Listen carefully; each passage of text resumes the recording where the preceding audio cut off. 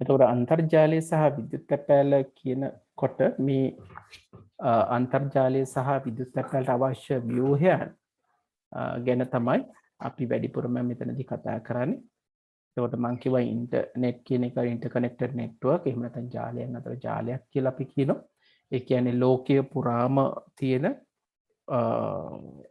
රාජ්‍ය පෞද්ගලික මේ ජාල සියල්ලම එකතු වුණාම තමයි මේ අන්තර්ජාලය කියන එක එන්නේ. So when we talk about the internet and email, if you start with the internet, we say internet is interconnected network. So it will be a network of all the government networks, private networks together will form interconnected network, internet. Right. Then if you start with the users of the internet, there are many, right? Starting from getting information, file sharing, downloading, playing games, pay bills, and also online learning. So these are some of the uses of the internet. අන්තර්ජාලයේ භාවිතයන් ගැන අපි කතා කරා. තොරතුරු ලබා ගැනීම, ගොනු හුවමාරුව, ගොනු පාගත කිරීම, පරිගණක ක්‍රීඩා, බිල්පත් ගෙවීම සහ මාර්ගගත ඉගෙනුම කියන එක. එතකොට තව අපි අර්ථ දැක්වීම් කිහිපයක් කතා කරා අපිට. ලෝක ව්‍යාප්ත වියමන කියන එක අපි කතා කරා. අන්තර්ජාලය තුල මේ තොරතුරු තියෙන කොටසට තමයි ලෝක ව්‍යාප්ත වියමන කියලා කියන්නේ. මේක ඇතුලේ තියෙන්නේ වෙබ් අඩවි, වෙබ් පිටු එකිනෙකට සම්බන්ධ වෙච්ච වෙබ් පිටු තමයි තියෙන්නේ. ඒතර මෙන්න මේ තොරතුරු තියෙන කොටසට අපි කියනවා ලෝක ව්‍යාප්ත වියමන කියලා. ඊට පස්සේ මෙන්න මේ තියෙන තොරතුරු එකිනෙකට ඒ තොරතුරු ලියලා තියෙන දේවල් වලට අපි කියනවා අධිපාඨ කියලා. මේ අධිපාඨ කියලා කියන්නේ එතකොට ඒකේ වදන් තියෙනවා, එහෙම නැත්නම් පාඨ තියෙනවා. ඊට පස්සේ අපි ගත්තොත් ඡායාරූප, වීඩියෝ, මේ සියල්ලම එකට එකතු වෙලා හැදිච්ච ලේඛන තියෙන නිසා තමයි අපි අධිපාඨ කියලා කියන්නේ. මේ ලේඛන සම්බන්ධ වෙන ඒවට අපි කියනවා අධිසන්ධාන කියලා. අපි දන්නවා ලින්ක් එකක් ක්ලික් කරපුවාම තවත් වෙබ් පිටුවකට යනවා. ඒ කියන්නේ අධිසන්ධාන එකිනෙකට සම්බන්ධ වූ වෙබ් පිටු සමූහයක් තමයි තියෙන්නේ. ඊළඟට වෙබ් පිටුවක් කියන එක ගත්තොත් කිසියම් කාරණයකට අදාළව නිර්මාණය වෙච්ච වෙබ් පිටුවක් කියලා කියන්න පුළුවන්. ඒතර අධිපාඨ සහ අධිසන්ධාන සහිතව නිර්මාණය වෙච්ච තොරතුරු තියෙන පිටුවක් තමයි අපි වෙබ් පිටුව කියලා කියන්නේ. එහෙම වෙබ් පිටු ගණනාවක් එකතු වුනහම එකිනෙකට සම්බන්ධිත වෙබ් පිටු ගණනාවක් එකතු වුනහම අපි කියන එක වෙබ් අඩවියක් කියලා. අවසාන වශයෙන් මේ හා සම්බන්ධ වෙන්න අපිට අවශ්‍ය වෙන යෙදුම් මෘදුකාංගයක්. ඒ සඳහා අපි වෙබ් අතිරික්සෝ කියන එක පාවිච්චි කරා. ඒතර අපි කතා කරා දැනට ජනප්‍රියම වෙබ් අතිරික්සෝ මොනවද කියන එක. Chrome, Safari, Edge, Firefox, Samsung Internet, Opera. මෙන්න මේ වගේ වෙබ් අතිරික්සෝ ගණනාවක් ගැන අපි කලින් සතියේ කතා කරා. So we start with the defining the technical terms related to internet. We started with the World Wide Web, which is the place to store all the interconnected documents, and then this is the place where all the electronic documents are held in using hypertext and also with hyperlinks. So the term hypertext comes from Greek. The hyper means more than, right? So when you say hypertext, it's more than text, not just text. You can have pictures, you can have video, you can have animations and so on. So because of that, the documents contain hypertext. So all these documents are connected using what we call the hyperlink. So when you click on it, as soon as you click, you go to that particular resource. So this link is known as hyperlink. So when you put up everything together, that means hypertext, hyperlink, everything together, you form a web page, related content. And so related set of pages form a website. Now, if you take hotel website, you have pages for different activities or resources in the hotel. Then finally, we discuss the web browser, that is the application software we use to access internet. And the popular browsers we discuss: Google Chrome, Safari, Edge, Firefox, Samsung Internet, and Opera. Right. The next thing that we have discussed is the web address. Another term is for web address is Uniform Resource Locator, or URL. And if I take a very simple URL for the example, Peradeniya University, it's www.pdn.ac.lk/index.html. So basically, the first part www and pdnac.lk, so that's the web address, or we sometimes say domain name. So if you look at the following example, this HTTP represent the protocol that defines how two computers share a web document, and this is www where these documents are stored, and then you have the domain name separate by dots. So you have several domain names are there starting from this site. This is known as top level domain. So then these are the folders within this, and then this is the PDF document, right? So these are the parts, and you should be able to identify these parts. Okay.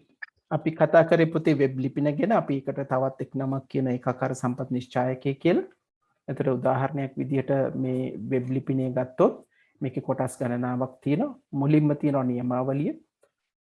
පරිගණක අතර මේ web පිටු හුමාරු කරන්නේ කොහොමද කියන එක පිළිබඳ නීති සමූහයක් තමයි මේ නියමාවලිය කියලා කියන්නේ. ඊට පස්සේ මේ World Wide Web සේවාව කියලා අපි කියනවා. මෙන්න මේකින් කියන්නේ මේ වෙබ් පිටු සහ තොරතුරු තියෙන ස්ථානීය පිළිබඳ අදහසක් දෙනවා. අපි World Wide Web එක තුල තමයි තියෙනවා කියලා කියන්නේ. ඉතිරි කොටස අපි නම් කරන පුතේ වසන් නාමය කියලා. වසන් නාමයේ කොටස් වලට වෙන් කරලා තියෙනවා dots වලින්.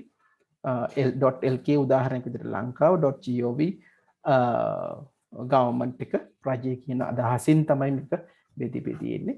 ඊළඟට මෙතනින් මේ දක්වන්නේ ඒකේ තියෙන folders. එහෙනම් අපි දන්නවා ෆයිල් එකක් අපි කළමනාකරණය කරගන්න විවිධ folders අතුලට අපිට මේක යවන්න පුළුවන්. එතකොට මේ පෙන්නන්නේ මේ අදාළ PDF ගොනුව මෙන්න මේ folders ඇතුලේ තියෙනවා කියන මේක තමයි සම්පූර්ණ වෙබ් ලිපිනයක් වෙන්නේ. ඒතර domain ලිපින ගැන අපි කතා කරා.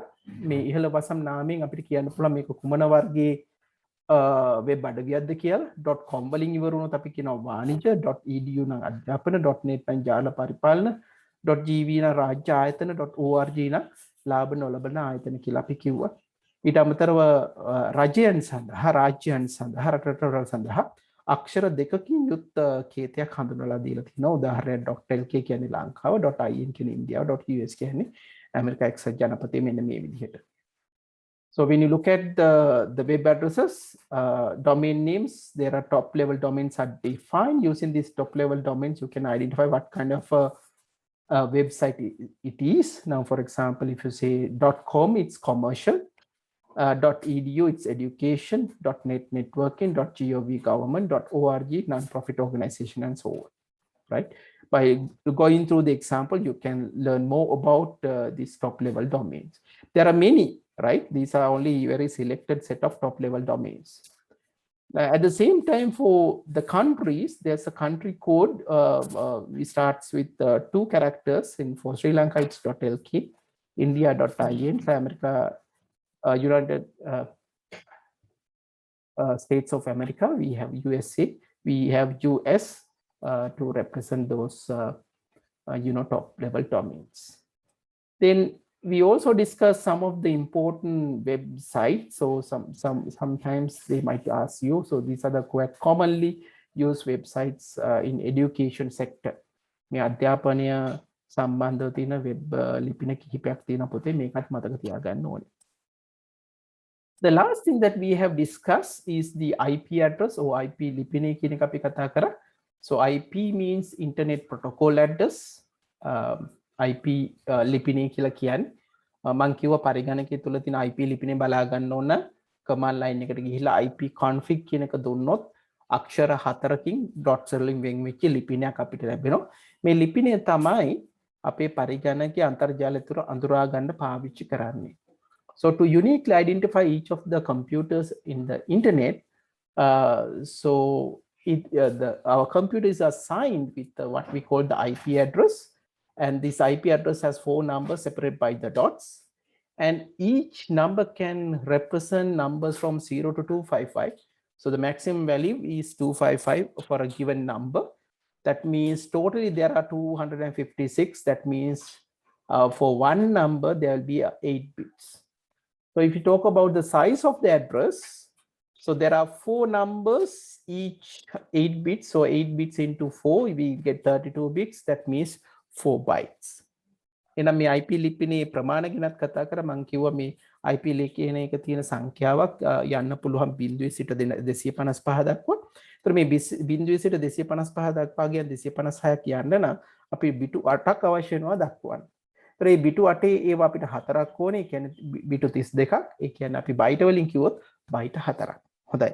ඔන්න ඔය ටික තමයි අපි කලින් සතියේ ඩිස්කස් කරේ. එහෙනම් අපි අද එතන ඉඳන් පටන් ගමු. right. Again, මම නෝට් එක මං හිතන්නේ ගිය සතියේ වල තිබුණ නැහැ පුතාලට. අපේ පහන ඔන්ලයින් එකට මං අප්ලෝඩ් කරන්න. පුතාලා එහෙම මොනොත් ගන්න. එතකොට ඒකේ අදහස තමයි ඔක්කොම නෝට්ස් පිළිවෙලට එතන මං අප්ලෝඩ් කරලා තියෙනවා. ලේසි. අපහසුතාවයක් තියෙනවා නම් මේක ගන්නෙ කොහොමද කියලා ඉෂුව එකක් තියෙනවා මට පුතේ දන්නන්න. නමුත් මම පළවෙනි තැනට එතන අප්ඩේට් කරනවා. මම මේක දාලා තිබුණේ නැහැ පුතේ. මේ ටිකයි වීඩියෝස් වල ලින්ක්ස් ටිකයි මම මේ සතියේ අප්ලෝඩ් කරනවා. Right. So let's focus on the IP address. I told you it's an internet protocol address, and then we have a set of numbers. Basically, you have 4 numbers, 32-bit number to represent the computer, right? So if you ask me like who gives you this IP address, internet service provider. So that is provided by internet service provider, right? So remember that this is given by internet service provider. අපි කියනවා මේ address එක අපිට ලබා දෙන්න අන්තර්ජාල සේවා සපයන්නෙක්. මේ ISP කියන එකට අපි සිංහලෙන් කියනවා අන්තර්ජාල සේවා සපයන්නෙක් තමයි මේක ලැබෙන්නේ. right. අපි අද අලුතෙන් පටන් ගන්න යමු කොහොමද web අඩවියකට සම්බන්ධ වෙන්නේ, right? So let's look at how internet works, how to connect to a website, how internet works. එහෙම නැත්නම් අපිට කතා කරන්න පුළුවන් කොහොමද web අඩවියකට සම්බන්ධ වෙන්නේ කියලා. right? web අඩවියකට කොහොමද සම්බන්ධ වෙන්නේ කියන එක අපිට මෙතනදී කතා කරන්න පුළුවන්. මෙතනදී අපි කතා කරන්න යන්නේ වෙබ් අඩවියකට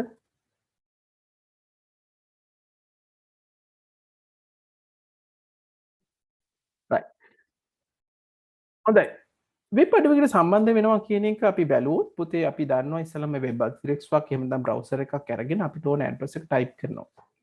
මේ ටයිප් කරපුවම මතක තියාගන්න පුතේ පරිගණකයට මේක තේරෙන්නේ නැහැ. උදාහරණයක් විදිහට මම කිව්වොත් www.google.com කියලා. හරි පරිගණකයට මේක තේරෙන්නේ එහෙනම් පරිගණකයට අඳුර ගන්න පුළුවන් සංඛ්‍යාව විතර අපි දන්නවා දැන්ටම පරිගණකය හඳුර ගන්න එක බිංදුව විතරයි හැම දෙයක්ම එක බිංදුවෙන් දක්වන්න ඕනේ. එහෙනම් මොකද වෙන්නේ මේ වෙබ් ලිපිනය අපි කිව්වොත්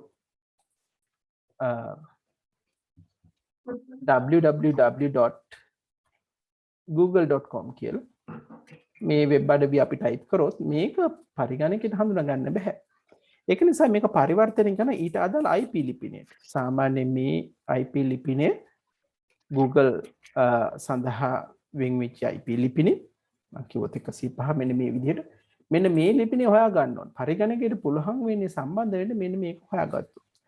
මෙන්න මේක හොයාගන්න ඒ අපේ වෙබ් ඇඩ්‍රස් එක එහෙම නැත්නම් වෙබ් ලිපිනේ ලබා දුන්නාම ඊට අදාළ IP ඇඩ්‍රස් IP ලිපිනේ ලබා දෙන සේවාදායක පරිගණකයක් තියෙනවා. අපි ඒකට කියනවා වසම් නාම සේවාදායක පරිගණකයක්. එහෙම නැත්නම් domain name system කියලා කියනවා DNS. ඒතර මෙයා කරන්නේ මේ දුන්නු වෙබ් ඇඩ්‍රස් එක පරිවර්තනය කරනවා IP ලිපිනයකට. IP ලිපිනේ ආවට පස්සේ පුළුවන් අපිට ඉල්ලීමක් කරන්න අතිරික්තව හරහා මේ වෙබ් පිටුව ලබා දෙන්න කියලා. එතකොට වෙබ් සේවාදායක පරිගණකයේ ඊට අදාළ දත්ත ටික අපිට ලබලා දෙනවා. හරි? ඒත් සාමාන්‍යයෙන් මේ අපි වෙබ් අඩවියකට පිවිසුනොත් ඒක යන්නේ මුල් පිටුවට. අපි ඒක සමහරලාට කියන හෝම් පේජ් කියලා. හරි? එහෙම නැත්නම් ඉන්ඩෙක්ස් පේජ් කියලා තමයි ඒක සේව් කරන්නේ ගොඩක් වෙලාවට. එතකොට මේක නිර්මාණය කරන්න අපි පාවිච්චි කරන තාක්ෂණය එහෙම නැත්නම් ඒ සඳහා භාෂාවට අපි කියනවා hypertext markup language එහෙම නැත්නම් HTML කියලා. Right. Okay, so if you start with how to start with accessing a website, for example, let's say we go to www.google.com. When computers communicates with each other, it doesn't know about this web address, but what it knows is only the number. So which means we need to convert this number into what we call the IP address. So IP address is a bunch of numbers, isn't it? So to do this, we have a special server computer, right? We call it domain name system, DNS. Domain, those who are responsible for this is we call DNS, domain name system. Right. So in Sinhala, අපි පුතේ මේකට කිව්වා DNS කියලා. සිංහලෙන් මේකට කියන්නේ වසම් නාම මේකට කියන්නේ වසම් නාම සේවාදායක පරිගණකයක්.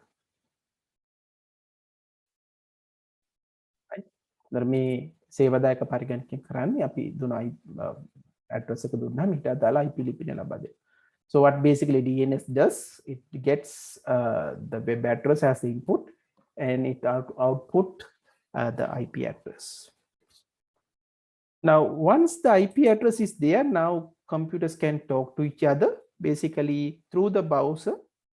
The computer connects to the web server with that IP address, and then it will request the data from the web server. Once it received, it display on the web. Right. So usually when you type an address, and usually you go to the home page of that address, and we normally save it as a index page, right? So there are many servers in the internet environment. We have web servers, we have mail servers, we have DNS servers, and so on. Web server means to store web pages and the website, the web servers are used. To store mails, we have mail servers. To translate URL to IP address, we have DNS servers.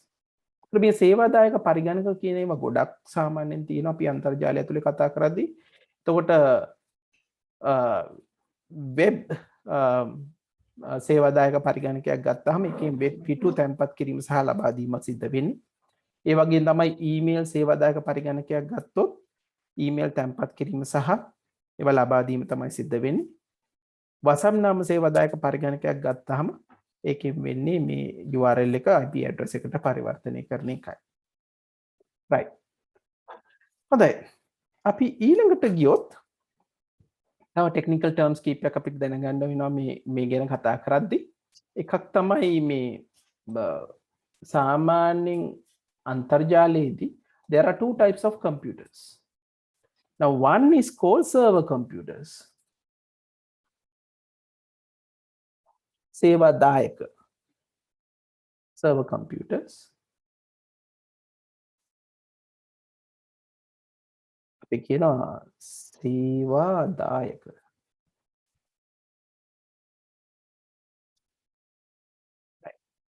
දැන් මම අර කලින් කතා කරා වගේ web පිටු තියෙන එක, එහෙම නැත්නම් ඊමේල් තියෙන එක, එහෙම නැත්නම් IP address අපිට හොයලා දෙන එක මේවා සේවාදායක පරිගණක වෙනවා. ඊට පස්සේ මේ අවශ්‍ය පහසුකම් ලබා ගන්න අයට කියනවා client computers. We call it client. Right? Client computers means seva labi. අපි අපේ පරිගණකයේ ඉඳන් Google website එකට ගියොත් අපේ පරිගණකයේ තමයි client computer එක වෙන්නේ. අපේ කවර්ගෙන් තමයි සේවා ලැබී පරිගණකයේ වෙන්නේ. ඒතර Google web අඩවිය තියෙන වෙබ් පිටු තියෙන ස්ථානය තමයි සේවාදායක පරිගණකයේ තියෙන එහෙම නැත්නම් server computer එක තියෙන්නේ. So when you have a client computer, that means us. Usually whatever you install there, it's there.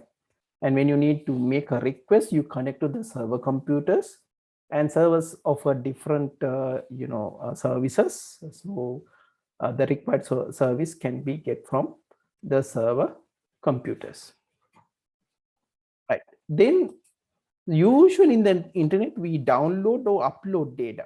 අපි කියනවා භාගත කරනවා උඩුගත කරනවා. download කියන්නේ භාගත කරනවා උඩුගත කරනවා uploading. right මෙන්න මේ දෙක තමයි ගොඩක් වෙලාවට ගන්න අපි server එකෙන් data client එකට ගන්නවට කියනවා download කියලා. If you're getting the data from server to client, we call it downloading. If you are sending data from client to server, is known as uploading. Okay, අනිත් පැත්තට උන upload වෙනවා. එහෙනම් මේක බලන්න ඕන. හොඳයි. අපි ඊළඟට කතා කරමු internet services ගැන දල වශයෙන්. හරි. අන්තර්ජාලය ගත්තාම there are many services provided by the uh, web addresses, and we have the infrastructure in the web and so on. So if you start with the internet services, give me a minute, Putta. Right. So we were discussing internet services, file sharing, World Wide Web, getting information, and also search engine. So when you talk about search engines, so if you don't know the web address or URL, then you have to search for it. So there are some website which will provide you this information, right? Which one is the most popular search engine?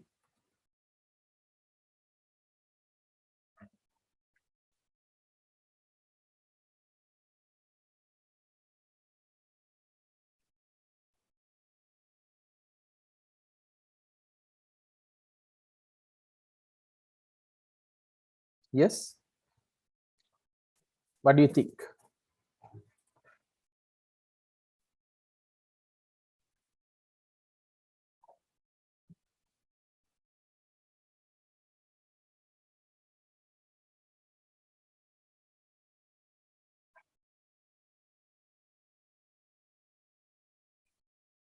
Most popular one? Yes. What is the percentage? What do you think? If you look at the market share, right? Let me share a document which will give you some idea. Search engine පිළිබඳව පුතේ May 2021 වෙනකොට තිබ්බ market share එක ඒ කියන්නේ කොතරම් ප්‍රමාණයක් මේ search engine පාවිච්චි කරනවද කියන එක තමයි මේක පෙන්නේ 92%ක්ම පාවිච්චි කරන්නේ Google search engine එක. ඊළඟට Bing 2.27, Yahoo 1.5, Baidu 1.45, Yandex and DuckDuckGo 100%කටත් අඩු ප්‍රමාණවලින් තියෙනවා. නම් පුතාලට පේනවා ඇති දැන්ට අපේ මේ search engine giant වෙලා තියෙන්නේ Google. හරි. අපි බැලුවොත් එහෙම mobile වල මොනවද තියෙන්නේ කියලා mobile වලදී වැඩිම පාවිච්චි කරන්නේ තාමත් Google, වෙනසක් නැහැ ඒකෙත් mobile කියලා. Baidu, Yahoo, Yandex, DuckDuckGo, Bing කියන එක නම් ගොඩක් අඩු වෙලා තියෙනවා.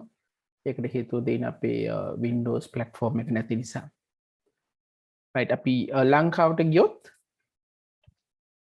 අපි බැලුවොත් එහෙම ලංකාව ඇතුලේ search engines මොනවද වැඩිපුරම අපි පාවිච්චි වෙන්නේ කියලා right ලංකාව කියන එක තෝරගෙන අපි ගත්තොත් all platform වලින් පටන් ගමු right ඒතර ලංකාව තුල තියෙන market share එක ගත්තොත් 98%ක්ම තියෙන්නේ Google right අනික ඒවා බොහෝම සුළු ප්‍රමාණවලින් තියෙන්නේ ඔයාලට පේන ඇති Bing, Yahoo, DuckDuckGo මේ ඔක්කොම නිකන් 100%කුත් නැති තරම්. Right, almost everyone are using Chrome. Mobile browser උත් මං හිතන්නේ එහෙනම් වෙනස් වෙන්න බෑ. Mobile වලත් ඒ වගේම ප්‍රමාණයක් 99.5%ක්ම තියෙනවා. Right, Google තමයි පාවිච්චි වෙන්නේ පුතාලට එහෙනම් පේනවා ඇති. මේ සෙවුම් යන්ත්‍ර එහෙම නැත්නම් search engines කොහොමද පාවිච්චි වෙන්නේ කියලා. හරි. අපි ටිකක් ඉදිරියට ගියොත් හරි අපි all platform වලට ගියොත් මේ all platform වල අපි ගියොත් එහෙම worldwide මුළු ලෝකෙම අපි හිතමු දැනට අවුරුදු 10කට කලින් අද 2021 අපි හිතමු 2011 වෙද්දී කොහොමද මාකට් ෂෙයා එක තිබුණේ කිව්වොත් පුතාට පේනවා ඇති ඒත් ලොකු වෙනසක් නැහැ 100ට හරි 90 ගානක්ම තිබිලා තියෙන්නේ මාකට් ෂෙයා එක Google-ම තමයි නේද Google ඊළඟට Yahoo Bing Arcgis කියලා එකක් තිබුණා පුතේ මෙතන පෙන්නන්නේ නැහැ ප්‍රසන්ටේජ් එක මෙතනින් තමයි ගන්න වෙන්නේ අපිට. එතකොට මේ උඩ තියෙන අගයන් තියෙන්නේ මේ මැයි වල ඒවා. මෙතනින් බලන්න පුළුවන් 90ක් විතර වගේ Google තියෙන්නේ. තවත් එහාට ගියොත් අපි බලමු අපිට යන්න පුළුවන් උපරිම දුර කිව්වොත් right බලමු 2009 තමයි මේකේ තියෙන විදිහට අපිට යන්න පුළුවන් 2009 දී පුතාලට පේන ඇති දල වශයෙන් search engine market එක ගත්තොත් ඒත් උඩම තිබිලා තියෙන Google ඊට පස්සේ Yahoo සාමාන්‍ය ප්‍රමාණයක් තිබිලා තියෙනවා Bing Windows Live MSN තිබිලා තියෙනවා තත්ත්වය පොඩ්ඩක් මේ වෙනකොට පොතේ වෙනස් වෙලා තියෙනවා පොතලට මේකේ ගොඩක් දේවල් අපිට බලන්න පුළුවන් කොහොමද වෙන්නේ කියලා right browsers ගැන මං හිතන අපි කලින් සතියේ කතා කරා ඒක නිසා මං හිතන අය පාරක් ඒ ගැන මම කතා කරන්න යන්නේ නෑ හොඳයි එහෙනම් අපි ආපස්සට ගියොත් අපි සේවාවන් ගැන කතා කරමින් හිටියේ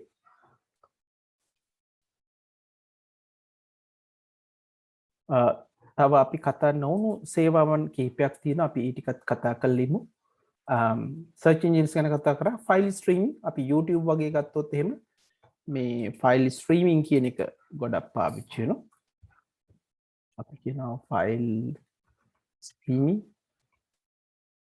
ඒ කියන්නේ මුල් කාලේදී තිබුණේ වීඩියෝ එකක් බලන්න අපි ඩවුන්ලෝඩ් කරලා බලන්න ඕන. ඒතර ප්‍රශ්න තියෙන්නේ අපි වීඩියෝ එක සම්පූර්ණයෙන් බැලුවේ නැත්නම් ඒ data අපරාධය. ඒක නිසා තමයි මේ file streaming idea තිබුණේ. ඒ කියන්නේ ඩවුන්ලෝඩ් වෙන අතරේ අපිට යන්න පුළුවන්. දැන් උදාහරණයක් ගත්තාම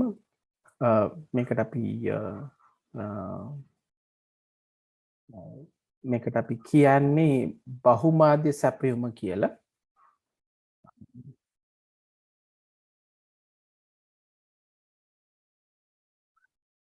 මේක අදහස තමයි භාගත කිරීමකින් තොරව අපිට කෙලින්ම වීඩියෝ එක නරඹන්න හැකියාව තියෙන. ඒ කියන්නේ භාගත වෙන අතරතුර ක්‍රියාත්මක කරන්න හැකියාව තියෙනවා. හරි? ඊට පස්සේ SMS එහෙම නැත්නම් Messenger, short messages අපිට පාවිච්චි කරන්න පුළුවන්. වීඩියෝ කොන්ෆරන්සින් ගොඩක් වටිනවා මේ දවස්වල වෙනකොට. දැන් අපි මේ කරන්නේත් ඒ වගේ online learning කියලා වීඩියෝ කොන්ෆරන්සින් සෙෂන් එකක් තමයි අපි එකිනෙකා එක්ක සම්බන්ධ වෙනවා වෙනත් අය තියෙන තැන්වල. ඊට පස්සේ අපි ගත්තොත් එහෙම social media, social networks, internet වල තියෙන තවත් එකක් අපි වැඩිපුර පාවිච්චි කරනවා.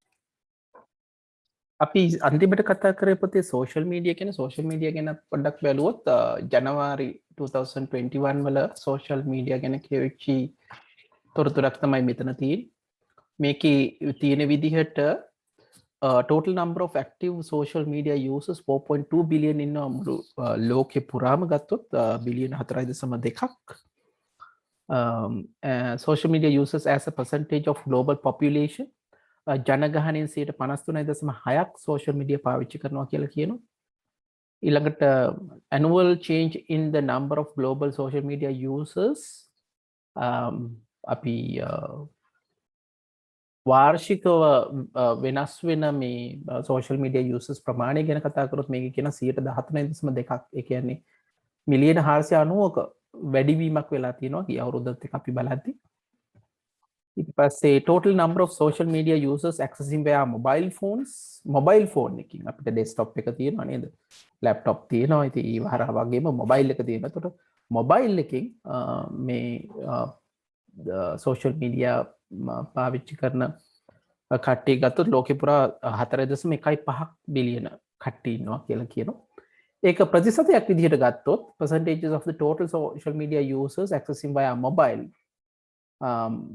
මේ සෝෂල් මීඩියා පාවිච්චි කරන අයගේ මොබයිල් එකකින් සෝෂල් මීඩියා පාවිච්චි කරන 98.8ක් කියලා තමයි කියන්නේ පුතේ. දැන් ඔයගොල්ලන්ට පේනවා ඇති සෝෂල් මීඩියා කියනක කොච්චර අද වෙනකොට අපේ ජීවිතවලට බලපෑම් ඇති කරලා තියෙනවද කියන එක. So the next thing that I want to show you is what will happen every minute of the day with these social media platforms, right?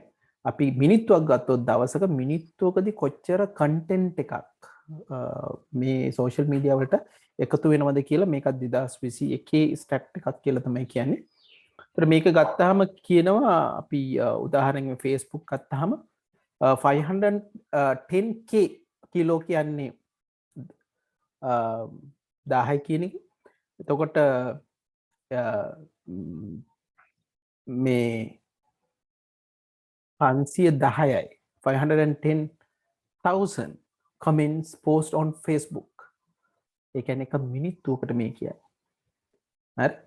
ඒ වගේ අපි ගත්තොත් එහෙම Google වල searches ගත්තොත් කොච්චර search කරනවද කියන එක බැලුවොත්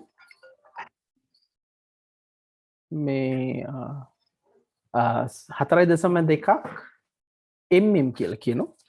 mm කියලා කියන්නේ m කියන්නේ 1000 and m thousands of thousand කියලා තමයි එන්නේ 4.2 right. ඒතර Google searches ප්‍රමාණය මිනිත්තුවකට සිද්ධ වෙනවා කියලා තමයි කියන්නේ. right.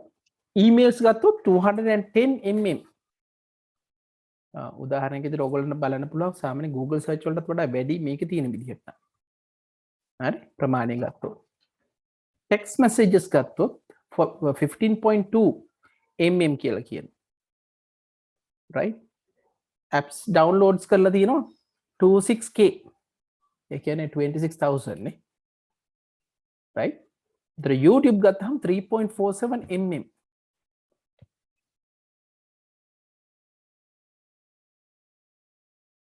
එතරම් මං කියේ thousands of thousand.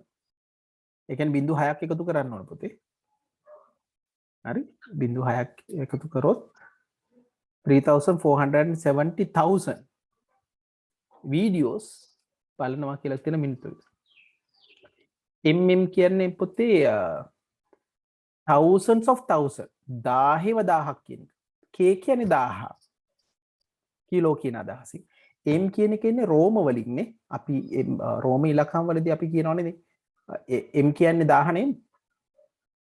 රෝම ඉලක්කම් වල m වලින් i1 x 10 ඒ වගේ m කියන්නේ 1000. ඒතකොට mm කියන්නේ 1000 0.6ක් ඇඩ් කරන්න ඕන. right. ඒතකොට 210යි mm කිව්වම 210ට තව 0.6ක්. ඒ කියන්නේ මිලියන නේද? මිලියනයක් නේද? එතකොට වෙන්නේ 10,000ක් කියන්නේ 0.6යි. ඒතර 210 මිලියන. හරි? අන්න ඒ වගේ. එහෙනම් සෝෂල් මීඩියා වල පුතාලට පේනවා ඇති අපි TikTok ගත්තොත් එහෙම උදාහරණයක් විදිහට 694k 694,000 videos viewed on TikTok per minute. මේ මිනිත්තුවකට හදලා බලන්න දවසකට කොච්චර බලනවද කියලා. right. අනේ වගේ පුතාලට පේනවා ඇති මේ සෝෂල් මීඩියා එක කොච්චර දුරට මිනිස්සුන්ගේ එදිනෙදා කටයුතු වලට සම්බන්ධ වෙලා තියෙනවද කියන එක. හොඳයි. මම වෙබ්සයිට් ගැන වැඩියම කතා කරන්න යන්නේ පුතාලා මේ දේවල් දැන් ගොඩක් තාක්ෂණය දියුණු නිසා බලන නිසා. හරි. සාමාන්‍ය වෙනද නම් වෙබ්සයිට් එකේ සයිට් එකට යන අවස්ථා තියෙනවා. නමුත් මම හිතනවා ඊතරම්ම දැන් අවශ්‍ය නැහැ පුතාලා ඒ ගැන දැනුවත් ඇති කියලා මේ සමාජ මාධ්‍ය එහෙම නැත්නම් සෝෂල් මීඩියා ගැන. හොඳයි අවසාන වශයෙන් මට කතා කරන්න ඕනේ right වලාකුළු පරිගණක සංකල්පය එහෙම නැත්නම් cloud computing කියන එක. මේ cloud computing කියන එක මට කතා කරන්න ඕනේ වෙන මොකවත් හින්දා නෙමෙයි. දැන් අද වෙනකොට අපි ගත්තොත් අන්තර්ජාලයේ සියලුම දේවල් අපිට සිද්ධ කරන්න පුළුවන් පරිගණකය සහ වෙබ් බ්‍රවුසර් එකක් තියෙනවා. If you have a computer and a browser, then you can do anything. You don't have to install any software, right? Now, if you want to type something, you can go to Google Docs, you can open a page through the browser and you can type it and you can do everything without even install any software, right? This is called cloud computing. Everything now we put up on cloud. හරි ඊළඟට අපි ගත්තොත් එහෙම Google Drive වගේ we can store anything you want in the cloud Google Drive Dropbox වගේ තියෙනවා අපේ ගොනු තැන්පත් කරන්න පුළුවන් ඒවා. ඒතර මේ සර්විසස් හරහා අපිට ඕනෑම අපේ තියෙන දත්තයක් ඕනෑම තැනකදී ඇක්සස් කරන්න පුළුවන් විදිහට අන්තර්ජාලයේ තියාගන්න හැකියාව තියෙනවා. ඊට පස්සේ මුදුකාංග නිර්මාණයෙන් වගේ ගත්තොත් ඒවට අවශ්‍ය යටිතල පහසුකම් සපයන අවස්ථාවනුත් තියෙනවා. ඒ නිසා මතක තියාගන්න. මේ ක්ලවුඩ් කම්පියුටිං කියන එක ගොඩක් අද වෙනකොට ජනප්‍රිය වෙලා තිනවා. අපි නොදැනුවත්වම මේක ගොඩක් වෙලා පාවිච්චි කරනවා. අපි සාමාන්‍යයෙන් කතාවට කියන්නේ ක්ලවුඩ් කම්පියුටිං වලදී ලෝකයේ ඕනෑම තැනක ඉඳන් ඕනෑම වෙලාවක ඕනෑම සේවාවක් ලබා ගැනීමේ හැකියාව තියෙනවා කියලා. Right. So when you say cloud computing, so there are three things that we will discuss. Right? Three things. So what we discuss is cloud computing. Cloud computing. So in Sinhala we will say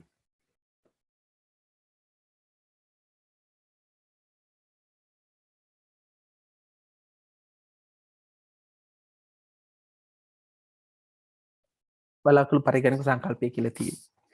මේකෙදී අතරම ප්‍රධාන වශයෙන් කරුණු තුනක් අපිට ලබා දෙනවා. ඒ කියන්නේ මේ cloud computing යටතේ the first one we will say infrastructure as a sorry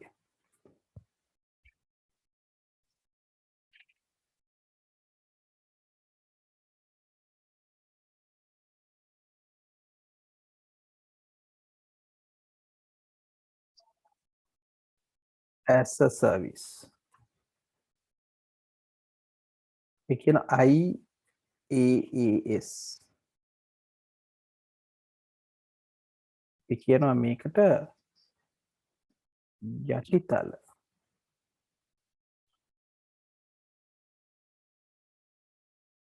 යටිතල පහසුකම්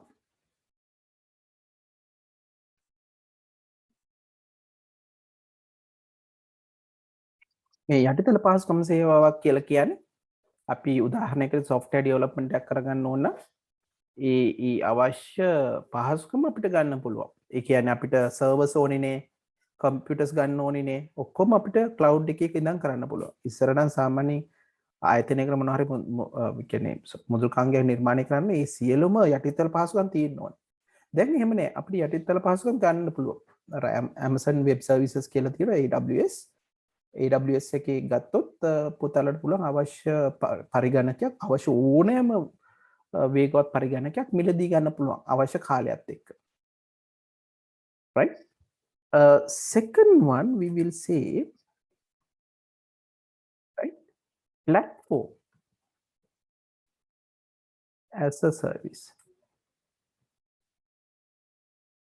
අපි කියන සංවර්ධන පරිසර මුදුකාංග නිර්මාණයේදී අවශ්‍ය වෙන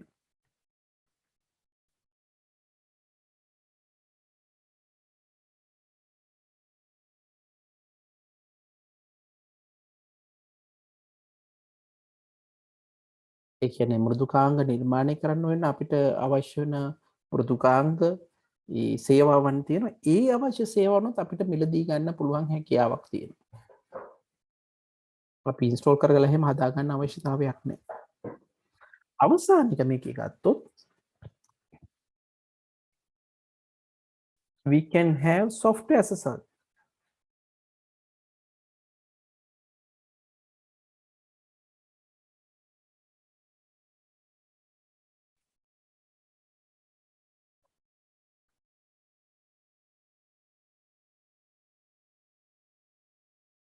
මෘදුකාංග අපිට සේවාවක් විදිහට ලබා ගැනීම හැකියාවක් තියෙනවා.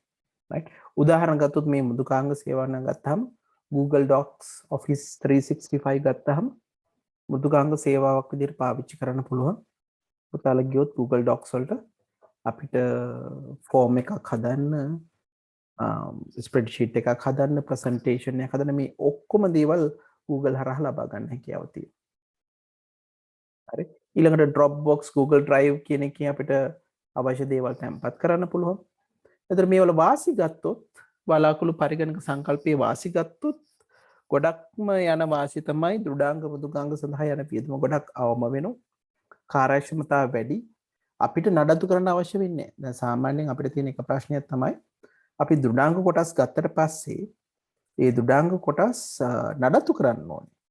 හරි. පරිගණකයක් ගත්තට පස්සේ විදුලි වියදම අපි දරන්න ඕනේ. මෙන්න මේ වගේ මේ නඩත්තු සඳහා සෑහෙන වියදමක් අපිට දරන්න අවශ්‍ය වෙනවා. ඊළඟට මෘදුකාංග කියනවා වෙනස් වෙනවානේ. Windows ඉස්සර 7 තිබුණා, 8 තිබුණා, දැන් වෙනකොට Windows 10 තියෙනවා. දැන් මෘදුකාංග වෙනස් වෙනවා. මේවත් අපි වෙනස් කරන්න ඕනේ.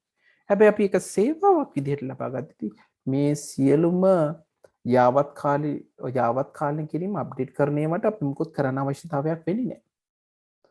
Right? So the three things that we discuss under cloud computing is infrastructure as a service, platform as a service. So this is called PaaS. Then software as a service.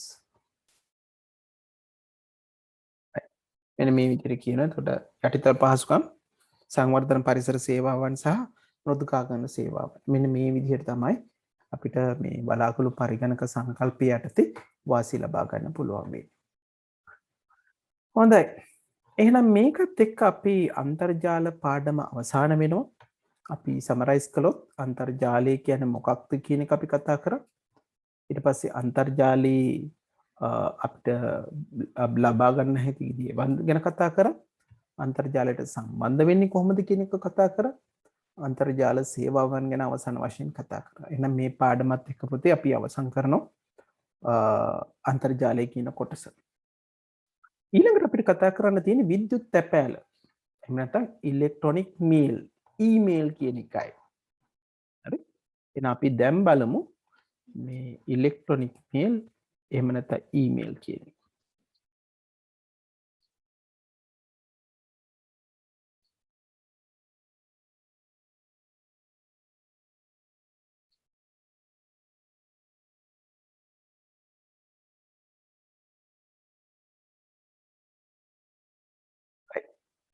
මුලින්ම මට කියන්න ඕන පුතේ මේ ඉලෙක්ට්‍රොනික මේල් එහෙම නැත්නම් email කියන එක දැන් තමයි ගොඩක් ජනප්‍රිය.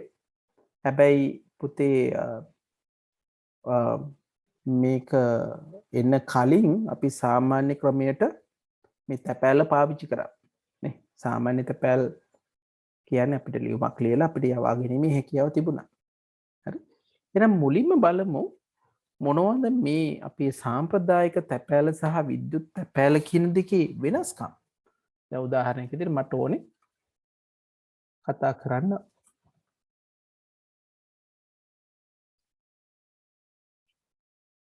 ඒ කියන්නේ සාමාන්‍ය තැපෑල.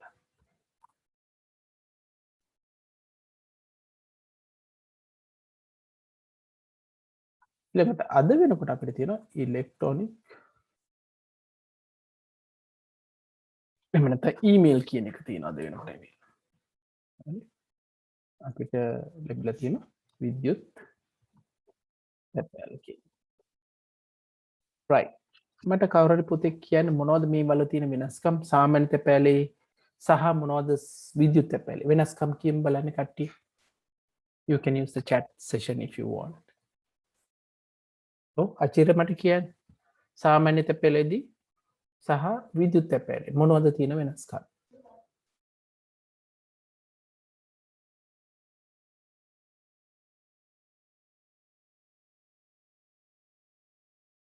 අමාෂා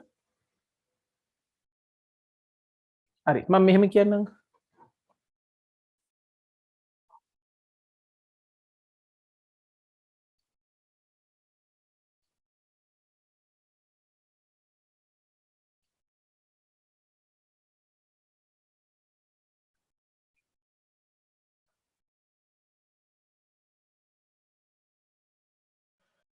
ප්‍රමාද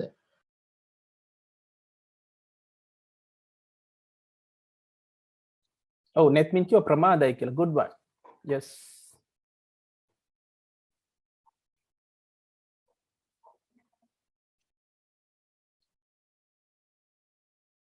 time taken.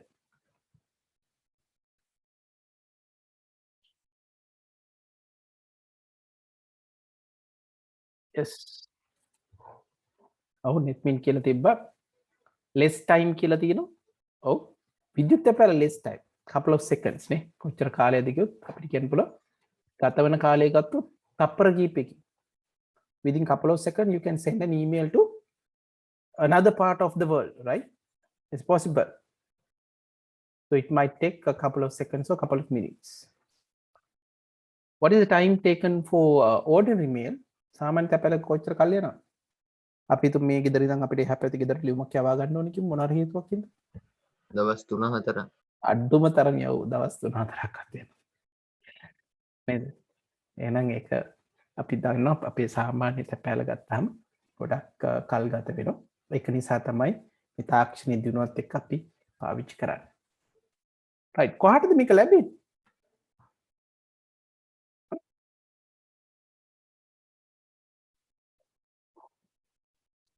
ඔව් තැපැල් භාවන දැන් ලියුමක් ගන්න කොහටද ලැබෙන්නේ?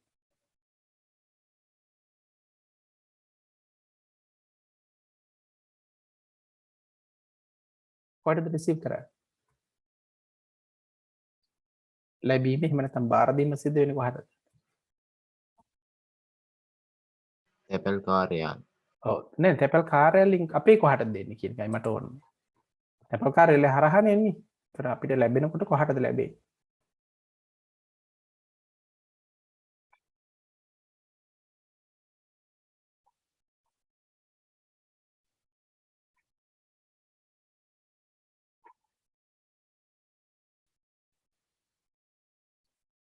මෙතන ලියමු දවස් 3-4ක් කියන්නේ නැතුව at least a day නේ දිනයක්වත් යනවා අඩුම තරම.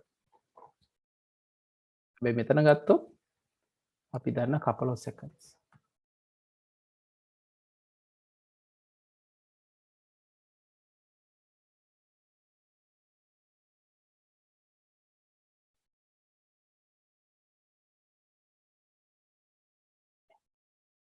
අපිට කියන්න පුළුවන් තාත්පර හෝ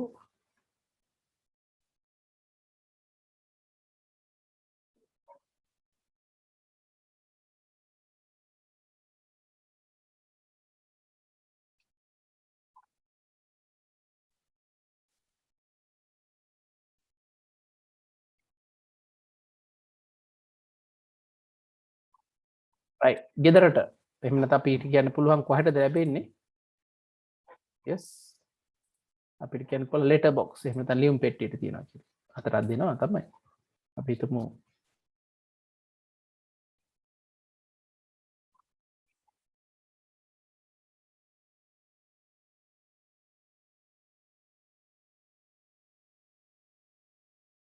right email එක මේව කොහට දෙන්නේ? email එකක් අහම කොහෙද බලන්න ඕනේ මේවා එන්නේ කොහටද කියලා? දන්න කෙනෙක් email පාවිච්චි කරන අය කියන්නේ කොහටද දෙන්නේ? මොකක්ද ඔයගොල්ලෝ බලන්නේ? කම්පියුටර් එකේ කොහෙද බලන්නේ?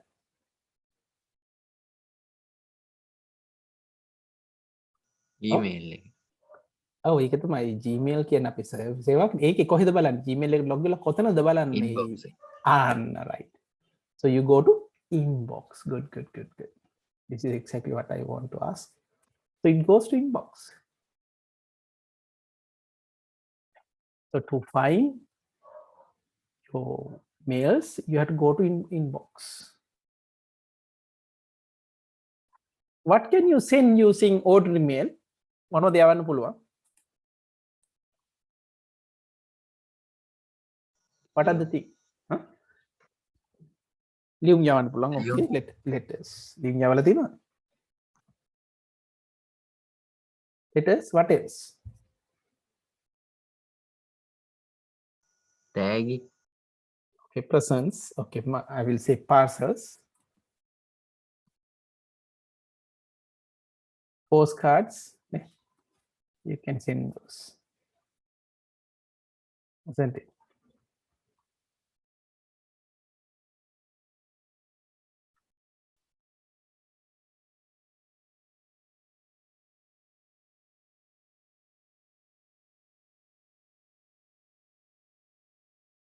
Right, electronic mail. What can you send through electronic mails? Pramudi.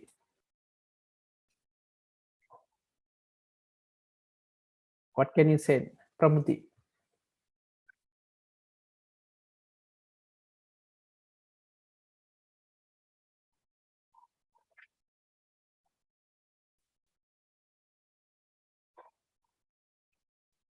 Yes, messages. We can say, Janani said messages, good. We can say electronic messages, isn't it?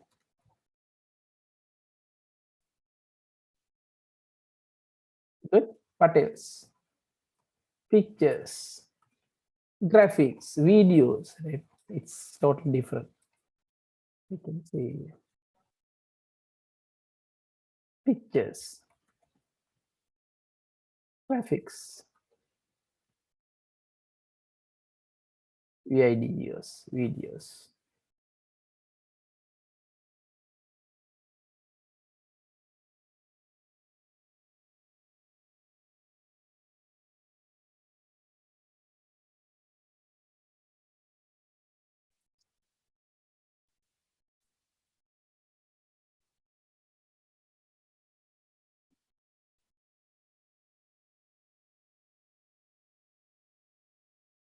Video, right? You can see it's different.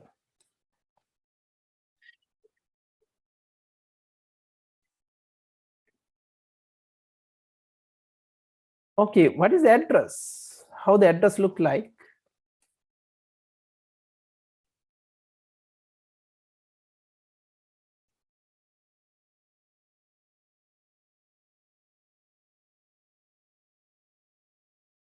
Yes, in order email, how the address look like?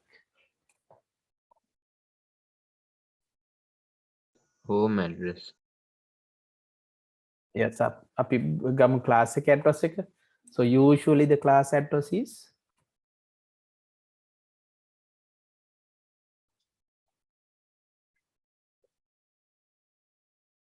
Putlam Road, Putlam Para Nikerti.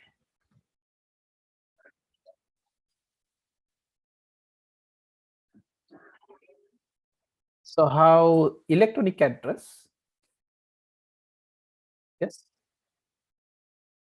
@gmail.com. You have some, we will discuss this. Username will there.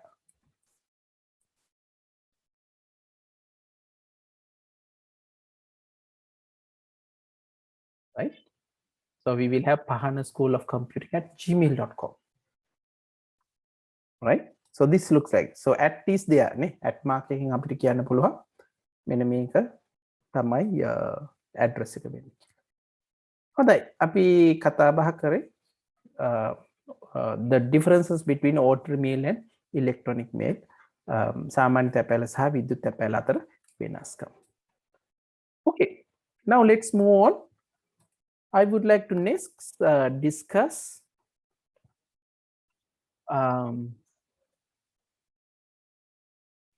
Nadisha, you don't, if you want, you can take down. Otherwise, you don't.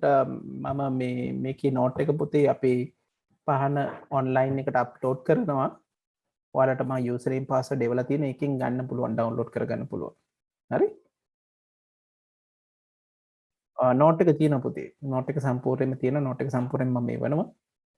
හැබැයි ඉතින් ඔයාලට මොන හරි ලියා ගන්න දෙයක් තියෙනවනම් කටුවට ලියා ගන්න. හරි? පොතේම ලියා ගන්න ඕනේ. කටුවට මොන හරි වැදගත් දෙයක් කියලා හිතන එකක් ලියා ගත්තට කමන්නේ. Right. Okay. So let's look at the structure of email. Right.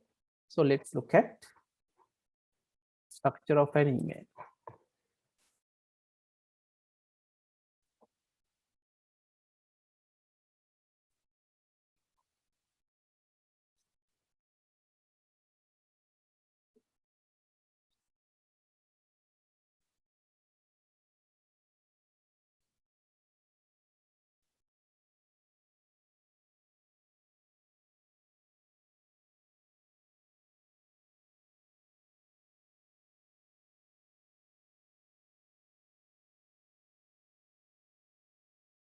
So let's look at the structure of an email. Right. Email ආකෘතියක් ගත්තොත් උදාහරණයක්. So we'll take this. We have, let's say,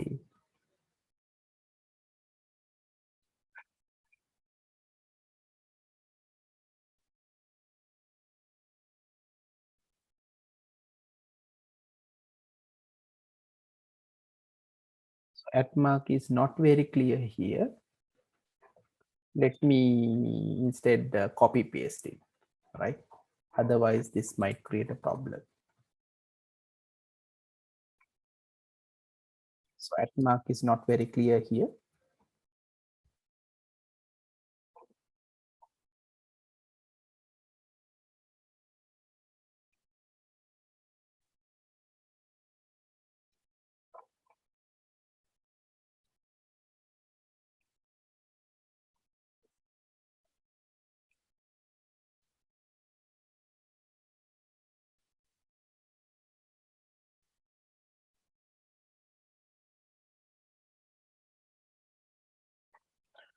So here is our class email address, right? So there are a couple of things we need to identify, right? There are a few things we need to identify. There are a few parts. First of all, this character. What is this character? මේ අක්ෂරයට මොකක්ද අපි කියන්නේ? Yes. at කියලා කියන්නේ. මේක කියවන්න කිව්වොත් පහන school of computing at gmail.com. at සලකුණ. කවුරුරි මට කියන්නේ ඇයි මේ at සලකුණ අපි පාවිච්චි කරන්නේ? Why you are using at symbol here? Janani?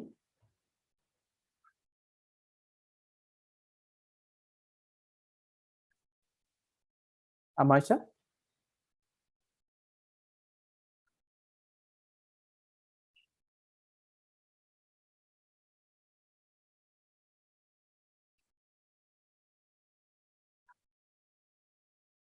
Shalani? ඇයි මේ at සලකුණක් තියෙන්නේ? email එක.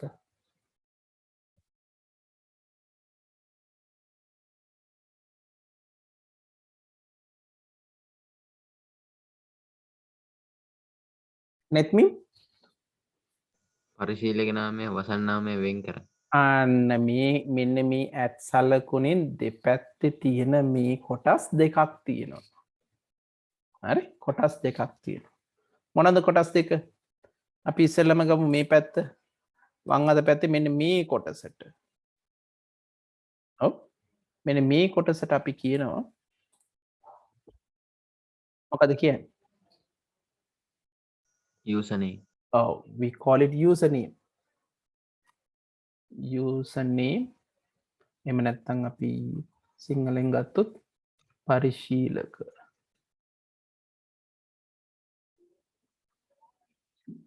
පරිශීලක නාමය කියලා කියනවා. right? ඉතුරු ටිකට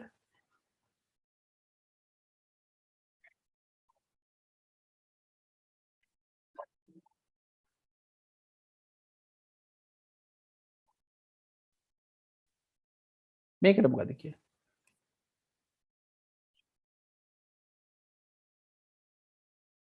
මේ කොටසට මොකද කියන්නේ? Yes.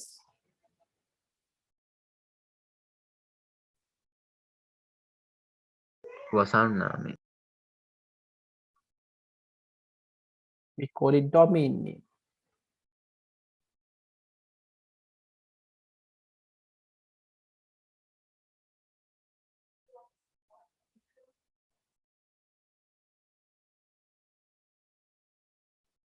අපි වසම් නාමය කියලා කියනවා. දැන් ඕනෑම email address එකක් ගත්තාම මතක තියාගන්න වම් අත පැත්තේ තියෙන පරිශීලක නාමය, දකුණු අත පැත්තේ තියෙන වසන් නාමය. So when you take any email address, your left hand side you have to have the username, and your right hand side after at you have the domain name. දැන් මේකදී ඇයි gmail.com කියලා අපිට හම්බුනේ? Why we getting gmail.com here? Yes. ඇයි අපිට gmail කියලා ආවේ?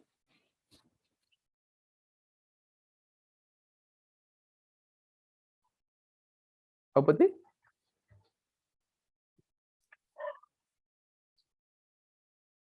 ඔව් අපි මේ email address එක ලබාගෙන තියෙන්නේ gmail එකේ. එහෙනම් නොමිලේ අපිට ලබා දුන්න එකක් හින්දා තමයි මේ ලිපිනේ අපිට ලැබිලා තියෙන්නේ. හරි. මතක තියාගන්න සාමාන්‍ය ඊමේල් ඇඩ්‍රස් එක තියෙන්න පුළුවන් අක්ෂර මොනවද කියලා.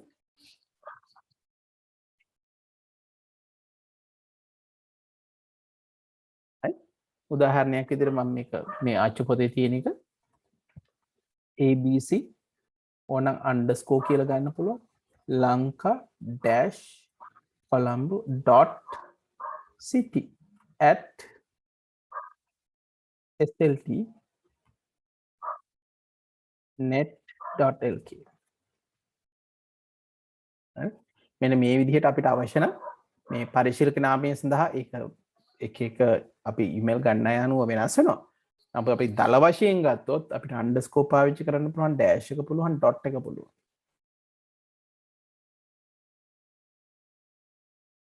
හරි නේද පුතේ? right. එහෙනම් කට්ටිය ටක් ගාලා මං පුතාලට allow කරලා තියෙන බලමු.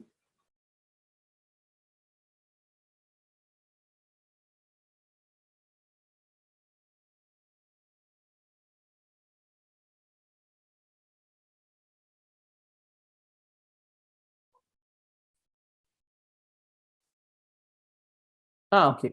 ඔයාලට පුළුවන් එනනෙට් කරන්න. පුතාලට පුළුවන්ද මේකේ ටෙක්ස්ට් එක අරගෙන ටයිප් කරන්න ඕගොල්ලන්ගේ ඊමේල් එක බලන්න මේ ස්ක්‍රීන් එකකින් ටයිප් කරන්න පුළුවන්ද කියලා. let's try. ඕගොල්ලන්ගේ ඊමේල් ඇඩ්‍රස් එකකින් ටයිප් කරමු. අපි එක එක නෑ. netmin පටන් ගන්නකෝ. netmin බලන්න මගේ ස්ක්‍රීන් එකේ ඔයාලට පුළුවන් ද ටයිප් කරන්න කියලා.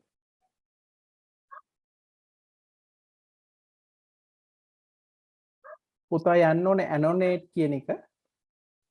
annotate කියන එක ක්ලික් කරලා ඒකෙන් ටෙක්ස්ට් කියන එක තෝරගෙන අන්න හරි. ඔව්.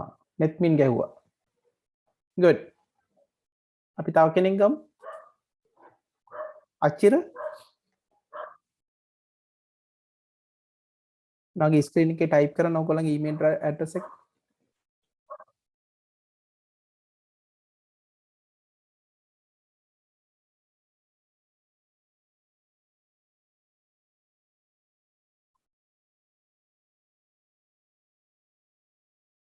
අනික ඇත් බලන්න එක සැරේම කරන්න ඕගොල්ලන්ට බැරි වෙන එකක් නැහැ. චලනි, ජනනි, නදීෂ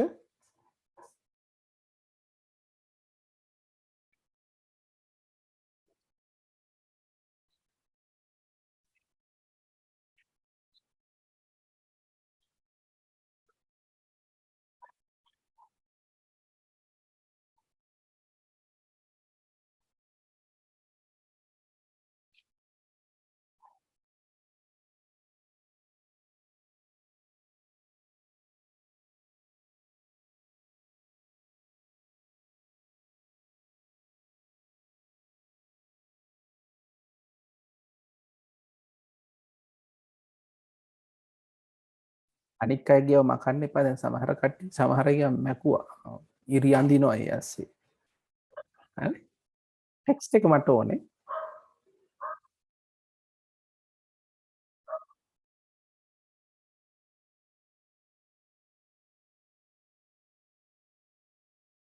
රයිට් මෙහෙම කරන්නකෝ. ඔයගොල්ලෝ මට chat එකේ ටයිප් කරලා එවන්නකෝ ඒක ලේසි. දෙන්නෙක් ඕන් ටයිප් කරලා තියෙනවා. netmin අය පාර ටයිප් කරා. ජනනෙගේ තියෙනවා. අනික් අය බලන්න ටයිප් කරන්න පුළුවන්ද කියලා.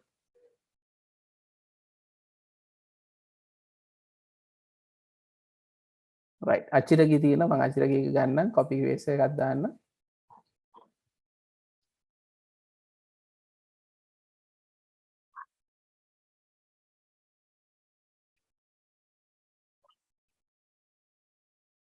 රයිට් අචිරගේ තියෙනවා. අනික් අයගේ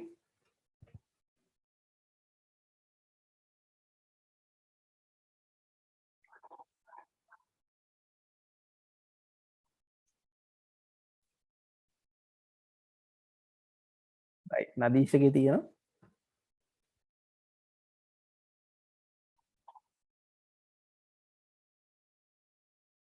රයිට් ප්‍රමුදිත් තියෙනවා.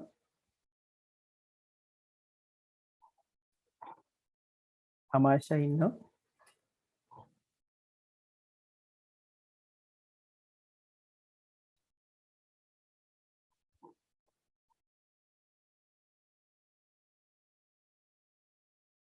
හරිද හැමෝම? දැන් චලනී නෑ තාම. චලනී?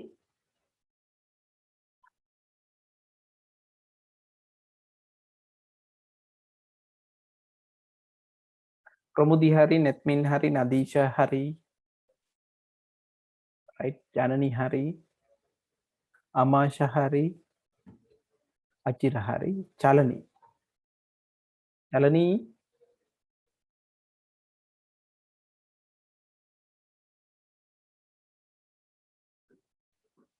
පුතේ චලනී ඉන්නවද?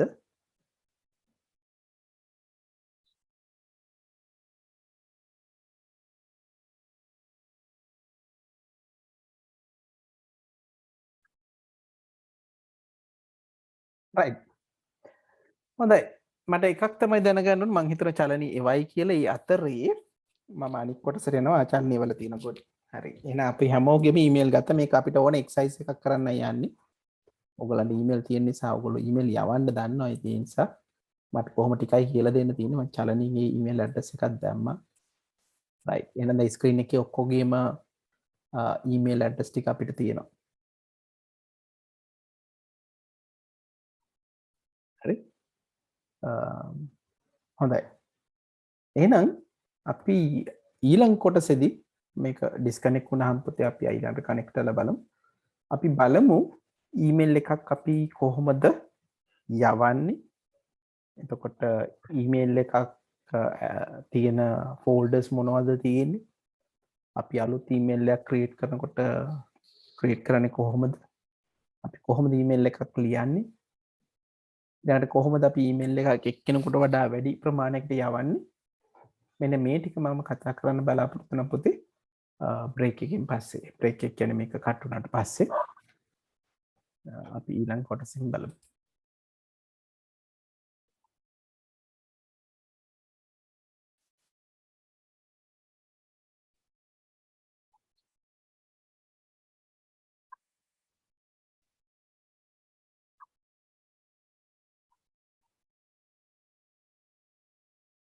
right. පළවෙනි එක්සයිස් එක මට ඕනේ නෙත්මින් යවන්න චලනීට, චලනී යවන්න අමාෂට, අමාෂ අචිරට, අචිර ජනනයට, ජනනී ප්‍රමුදිට, ප්‍රමුදි අය පාරක් නෙත්මින්ට.